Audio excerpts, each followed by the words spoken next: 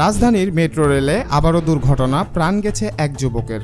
৩ বছরও পূর্ণ হয়নি, অথচ টেকসই অবকাঠামো হিসেবে গড়ে ওঠা এই মেট্রো রেল এখন প্রশ্নবিদ্ধ গুণমান, তদারকি ও নিরাপত্তা ব্যবস্থার কারণে। আপনি দেখছেন জিবিসি বাংলা, সত্য ও ন্যায়ের পথে। আজ আমরা বিশ্লেষণ করব কেন ঘটছে মেট্রো রেলের ভায়াডাক্ট দুর্ঘটনা এবং কে নিবে এর দায়। রাজধানীর ফার্মগেট এলাকায় মেট্রো রেলের ভায়াডাক্ট থেকে বিয়ারিং প্যাড খুলে পড়ে, এক যুবকের মৃত্যু।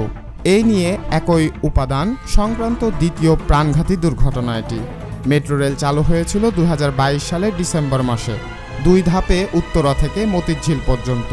কিন্তু 3 বছরও না যেতেই দুর্ঘটনা ঘটল এমন একটি উপাদান নিয়ে। আয়ুষ্কাল সাধারণত 20 থেকে 30 বছর। বিশেষজ্ঞদের মতে এটি কোনো প্রাকৃতিক বার্ধক্যর ফল নয়, বরং নকশা, নির্মাণ, তদারকির গভীরতর ত্রুটি এর পিছনে দায়ী।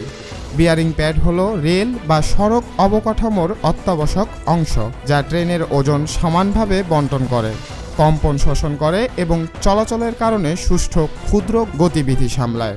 কিন্তু ফার্মগেট দুর্ঘটনায় দেখা যায় এই প্যাডটি পিয়ার ও ডেকের সংযোগ হারিয়ে নিচে পড়ে গেছে।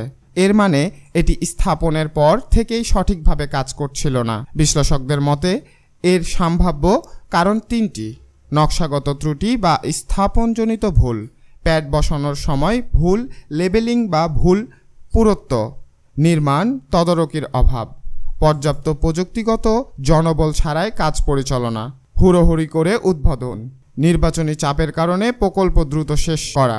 বুয়েটের অধ্যাপক ও সাবেক ডিএমটিসিএল পরিচালক শামসুল হক বলেছেন, 1 বছরের মধ্যে দ্বিতীয় এমন দুর্ঘটনা প্রমাণ করে যে প্রথম দুর্ঘটনার কারণ সঠিকভাবে শনাক্ত বা সমাধান করা হয়নি। দায়বদ্ধতা নিশ্চিত না করলে ভবিষ্যতে আরও প্রাণঘাতী দুর্ঘটনা ঘটতে পারে। মেট্রো রেল শুধু শহরের নয়, জাতির গর্বের প্রতীক।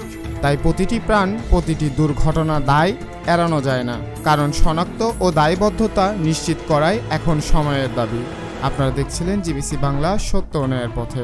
সচেতন থাকুন, নিরাপদ থাকুন। ধন্যবাদ।